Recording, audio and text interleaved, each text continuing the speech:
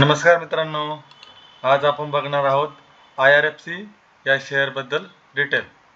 तर IRFCचा हा जो शेअर आहे, मी याला वीकली टाइम फ्रेमवरती चार्ट तुमच्यासमोर ओपन केलेला आहे आणि आपण याच्यावरती आज ॲनालिसिस बघणार आहोत की नेमकं IRFCच्या शेअरमध्ये नेमकं काय चालू आहे.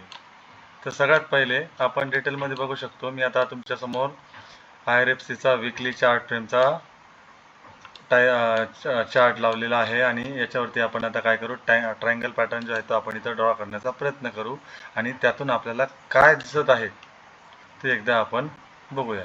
मी आता इथं असा ट्रायंगल पॅटर्न ड्रॉ केलेला आहे आणि ड्रॉ केल्यानंतर इथं असं आपल्याला दिसून येतं की इथं सगळ्यात पहिला सपोर्ट जो घेतलेला आहे, इथला पहिला सपोर्ट घेऊन तो शेअर वरती गेला आहे, परत तो खाली आला, दुसरा सपोर्ट रिटेस्ट केला, परत वरती गेला.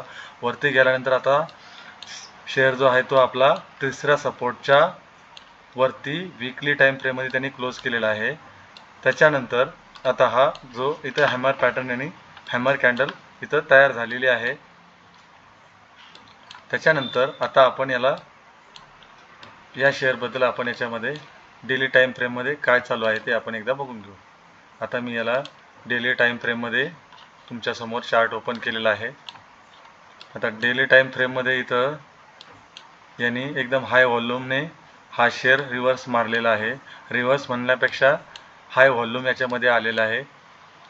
आता याच्यामध्ये जोपर्यंत आपल्याला या शेअरच्या ही जी आपली ट्रेंड लाईन दिलेली आहे, ही ट्रेंड लाईन जोपर्यंत ब्रेक करत नाही विकलीची, तोपर्यंत याच्यावरती फ्रेश बाईंग साठी पोझिशन बनू शकत नाही. म्हणजे असं एकंदरीत इथं आपल्याला चित्र दिसत आहे.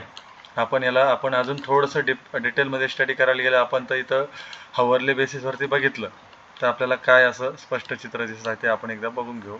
हवरली बेसिसवरती आपण इथं ह्या ट्रेंड लाईनला लावलेला आहे. आता हा जो ट्रेंड लाईन ही ट्रेंड लाईन किंवा हा जो पॅटर्न चालू आहे तो ही जे आहे तर हा आपला डाऊन ट्रेंड चालू आहे. आता हा डाऊन ट्रेंड कधी संपला असं आपण समजायचं. आता इथं आपण चार्टमध्ये जर बघितलं तर जोपर्यंत ही ट्रेंड लाईन आपली ब्रेक होत नाही तोपर्यंत आपण असं म्हणू शकत नाही की आपला जो आहे तो डाऊन ट्रेंड संपलेला आहे आणि आपण इथं फ्रेश बाईंग करू शकतो.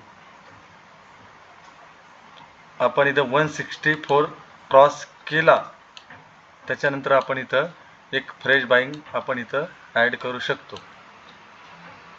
आणि इथून आपला आणि ही ट्रेंड लाईन क्रॉस केल्यानंतर आपण इथून एक फ्रेश बाईंग ॲड करू शकतो.